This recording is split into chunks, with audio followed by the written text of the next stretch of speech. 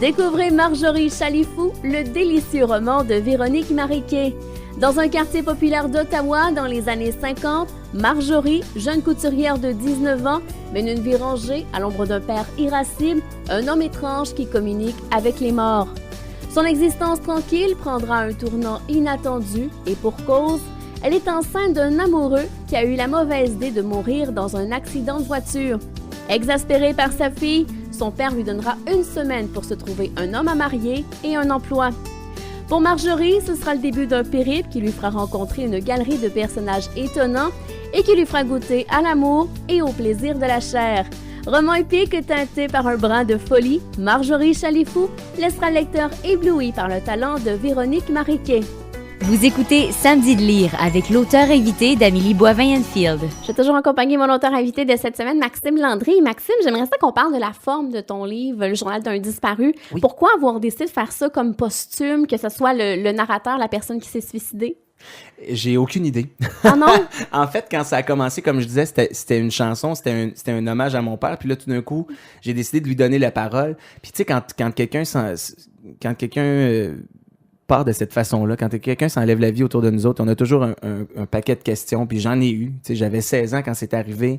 Tu te demandes pourquoi, est-ce que j'aurais pu changer quelque chose, puis ces questions-là, malheureusement, ils sont sans réponse, puis il n'y en aura jamais, tu sais.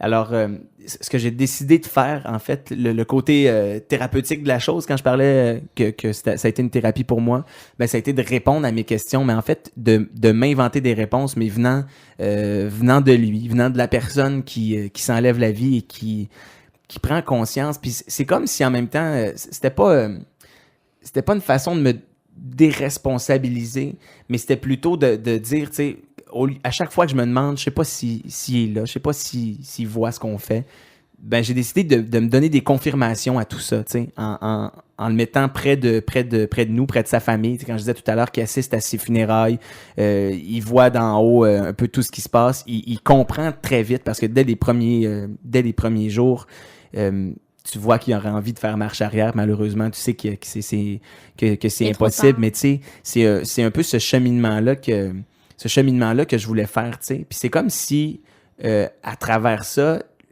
lui, le personnage principal, je décidais de le faire cheminer vers la lumière, vers quelque chose de mieux, vers quelque chose de... Fait que ça a été mon petit réconfort à moi de me dire que mon père, c'est vraiment comme ça que ça s'est passé, qu'il a continué de nous voir, qu'il a continué de veiller sur nous autres. Puis ça, c'est le côté égoïste de Maxime, l'auteur, tu sais, qui a voulu m'inventer des réponses, mais des réponses que je voulais entendre, tu sais. Pourquoi tu dis égoïste? Parce que, écoute, il y a des bouts de temps dans le livre où le personnage principal s'en veut, puis j'aurais pu faire, tu sais, tout est correct, mais non, j'ai vraiment eu des moments dans ma vie où j'étais fâché du fait qu'il était plus là avec nous autres pour vivre tel ou tel moment de notre vie.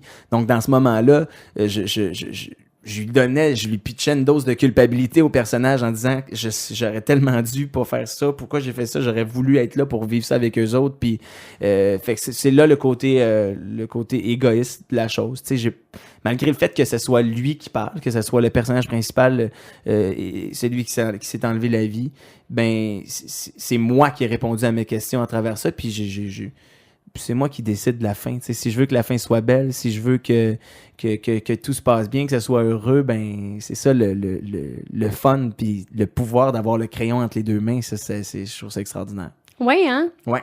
Oh ouais, ça a été... puis pour vrai, j'ai vraiment... là, je suis en train de travailler sur le deuxième, qui est un roman, parce que le premier, au début, je disais que c'était un roman, puis là, évidemment, je peux pas nier le fait que le personnage principal, c'est un peu... C'est un peu beaucoup à l'image de mon père. Beaucoup de similitudes, excuse-moi, je t'ai coupé.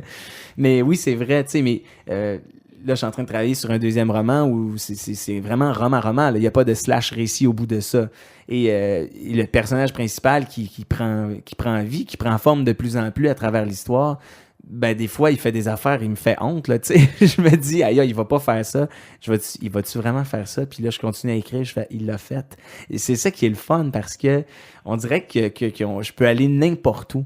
Je peux aller n'importe où, pas besoin de filtre, pas besoin de...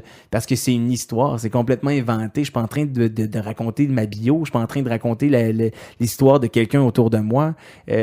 Ça, c'est le fun, là. Pour vrai, là, je prends un vilain plaisir à faire ça, à y faire des des affaires que des fois, je me dis, aïe, moi, personnellement, en tant qu'être humain, je pourrais jamais faire ça. Mais là, j'ai un personnage entre les mains que j'ai inventé, qui vient de ma tête, mais je peux réaliser un paquet d'affaires, là, tu sais, à travers l'écriture, puis c'est vraiment... je trouve ça le fun parce que c'est un monde que je connaissais pas. Puis si tu m'avais demandé, ça fait combien d'années? Ça fait 6 ans, c'était à l'Académie, mais disons, quand j'avais 15 ans, là, il y a 12 ans, si tu m'avais demandé, puis j'aimais écrire, j'avais cette passion-là pour les mots, pour la musique, puis si tu m'avais demandé, est-ce que tu vas écrire un livre? Oui, ça date d'il y a longtemps, tu sais, mais jamais de ma vie, j'aurais pensé pouvoir écrire un livre un jour. Puis à un moment donné... en entrant dans ce métier-là, il y a de plus en plus de choses autour de moi qui se sont confirmées possibles. Il y a des rêves que j'ai réalisés, puis évidemment, quand tu réalises un rêve, tu le remplaces par un autre, mais il y a plein d'affaires qui sont arrivées dans ma première année de carrière que je pensais jamais réaliser dans toute une vie, tu sais.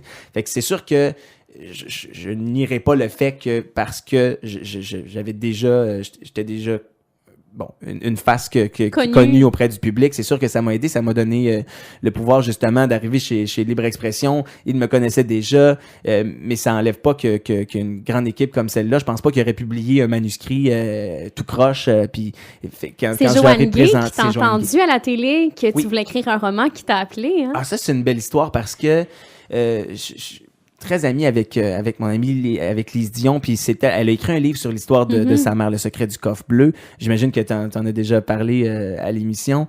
Un jour, puis j'ai raconté un peu la même chose qu'à ma mère quand je lui ai fait lire le manuscrit. Je lui disais que j'écrivais quelque chose, mais que bon, je sais pas ce que ça va donner. Je fais ça juste pour expulser, pour ça me fait du bien. Puis bon, c'est juste le plaisir de créer. Puis à un moment donné, quelques mois plus tard, puis elle me dit à ce moment-là, elle me donne le numéro de Joanne Gay. Elle dit, j'ai travaillé avec elle, puis pour vrai, là, tu devrais aller la rencontrer parce que c'est le genre de personne, c'est une éditrice extraordinaire, premièrement, qui a des années de métier.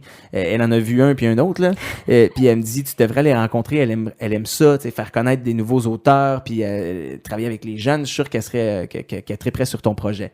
Et moi qui est pas convaincu de quoi que ce soit dans la vie, je fais c'est bon. Elle m'a donné son numéro, je l'ai mis dans mon portefeuille, puis j'ai pas fait de move, j'ai juste continué à écrire, puis j'ai entré en studio pour enregistrer mon album.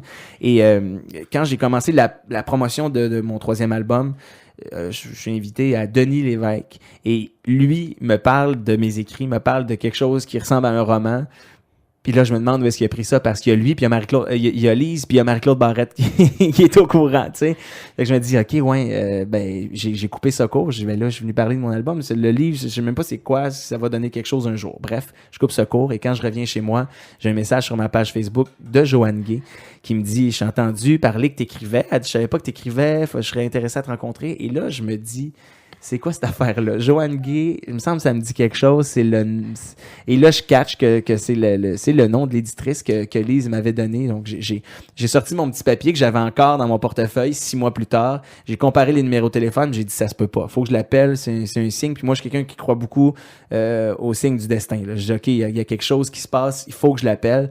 Puis effectivement, je partais en tournée pour mon album de Noël. Puis le 23 décembre, je terminais mon dernier spectacle et j'ai envoyé mon manuscrit le 23 décembre à Joanne Gay. Et quelques jours plus tard, donc après la période des fêtes, elle m'a dit, j'ai lu ton manuscrit, je trouve ça super bon, faut qu'on travaille ensemble, on veut te publier. Ça vient d'où cette affaire-là? J'ai aucune idée parce que mais dans ma tête, c'est un signe. Fallait que ça se fasse. Je veux dire, Lise me donne le numéro de son éditrice et il y a une personne qui m'écrit suite à une entrevue de 4 secondes où j'ai parlé du livre, et c'est Joanne Gay, la seule personne qui était susceptible de m'aider avec mon livre. Donc, je dis, regarde, il faut que je vois où tout ça peut mener. Puis quelques mois plus tard, le livre sortait. Fait que c'est vraiment... en fait, non, ça a pris une année entière parce que c'est sorti en février l'année suivante. Mais écoute, mon manuscrit, au moment où j'ai envoyé, j'avais à peu près 30 pages. Là, fait que j'avais vraiment beaucoup de travail. Là, il m'a dit, là, faut qu'on clenche. Ça nous prend un premier jet en juin. Il faut que... Et là, c'est à travers le reste parce que j'étais en spectacle. J'entrais en studio pour un 4e album. Mon album de Noël qui venait de sortir cette année-là. quelques mois plus tard, je sortais mon 4e album de chansons originales, de mes compos. Donc, la promotion à travers tout ça. Mais on a réussi, tu sais, j'ai réussi à amener les 2 barques en même temps. Puis ces 2 projets qui me tenaient tellement à cœur, là, je veux dire, je carburais à ça. J'écrivais la nuit.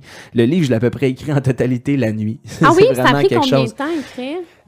En tout et partout. Pour vrai, ça, j'ai de la misère parce que je l'ai tellement mis de côté souvent. Des fois, je ressortais ça quand j'avais quelque chose sur le cœur, quand j'avais quelque chose à raconter, je pouvais écrire 10 pages, mettre ça de côté. Quand vraiment le projet est devenu concret, quand j'ai su qu'une éditrice était intéressée, que Joanne voulait me publier, là, je me suis lancé là-dedans, puis en 1 mois, j'ai terminé le livre. Mais en tout et partout, ça a duré à peu près 1 an et demi, le temps où j'ai pris la première fois mon ordinateur, j'ai commencé à écrire quelques affaires, mais écoute, rassembler tout ça, je te dirais à peu près 1 mois et demi, 2 mois. Et quand t'écris où? La plupart du temps, à ma maison en Beauce. Parce que c'est là que... En fait, cette histoire-là, c'est là qu'elle était la plus vivante. Parce que ma maison est construite sur le terrain de l'écurie de mon père. C'est bon. J'ai beaucoup de souvenirs d'enfance là. Mon père et moi, on partageait une passion commune pour les chevaux.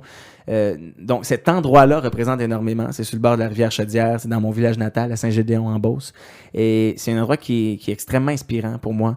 Et surtout pour cette histoire-là. Mais inspirant en général. Tu sais, la plupart de mes chansons aussi ont été écrites là-bas. J'ai mon piano dans le salon. Je peux composer mes mélodies, tout ça. Donc, c'est un endroit dont j'ai besoin. J'ai vraiment besoin de cet endroit-là pour créer. C'est pas que j'ai pas essayé à Montréal. Là, je veux dire... Puis c'est drôle parce que Linda Lemay me disait ça. Elle disait, moi, il faut que je sorte de ma vie, de ma routine. Faut vraiment que j'aille quelque part dans un endroit calme. Puis ça, puis je disais, oui, on voit que tu peux pas écrire dans la vie. Mais c'est vrai. J'ai essayé des affaires, puis souvent, c'était, c'est pas bon. Ça. Puis il y a des bruits qui m'énervaient. Les autobus qui passaient en avant de mon condo, ça me tombait ses nerfs. J'étais pas capable. J'effaçais à peu près tout ce que j'écrivais. Et quand je m'en allais là-bas, c'était pas de filtre, pas de tu sais, je relisais après des pages et des pages, puis je disais, ouais, ça c'est bon, ça moyen, mais on va travailler là-dessus. Donc, c'est vraiment là-bas que ça s'est passé, à ma maison en Beauce. Alors, dans le silence ou ça te prend de la musique? Dans le silence complet. Ouais, parce que le moins de bruit puis c'est pour ça que, tu sais, ça a été écrit à peu près le plus clair du temps la nuit, parce que moi, je suis quelqu'un on dirait que j'ai toujours peur de manquer quelque chose, tu sais, Puis quand j'arrive à quelque part, mettons dans un party où ça me tente pas, je me dis OK, je vais y aller par principe, faut que j'y aille, je vais aller dire salut, puis dans 1 heure je suis parti. Je peux pas faire ça. Je suis tout le temps le dernier, celui qui barre la porte, celui qui, tu sais, bye tout le monde, c'était vraiment le fun. J'ai peur de manquer quelque chose dans la vie. Puis c'est pour ça que le jour, j'ai bien de la misère à me concentrer. Tu sais, quand ça bouge autour de moi, quand je suis pas mal tout le temps en action, puis quand je sais que tout le monde est couché, ben là, je me dis, c'est sûr que je manque rien, tout le monde dort. Fait que là, ça se m'a tourné dans ma tête. Et là, j'écris, puis... Mais j'ai été longtemps que... Je dors pas énormément. Je fais un peu d'insomnie, ça. Je tiens ça de ma mère. C'est un un bel héritage qu'elle m'a légué. Puis j'ai été longtemps à combattre ça, le fait que j'avais un paquet d'histoires la nuit qui tournaient dans ma tête, puis des fois je me faisais des scénarios de films, je me disais tu me tombes ses nerfs, je me parlais là, je me tombe ses nerfs, je devrais dormir, j'ai une histoire dans la tête depuis tantôt, mais qui ça donne rien, je veux dire, c'est une espèce de scénario de film par rapport. Puis à un moment donné, j'ai commencé à écrire, puis à prendre des notes pour justement me libérer de ces affaires-là, puis dire au moins le lendemain, je vais m'en souvenir, tu sais.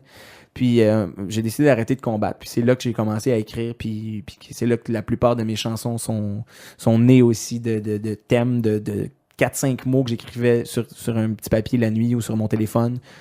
Puis que le lendemain, ben là, je partais puis j'écrivais l'histoire. Si tu me permets, Maxime, on s'arrête et dans les prochains instants, on parle de ton coup de cœur littéraire. Oui.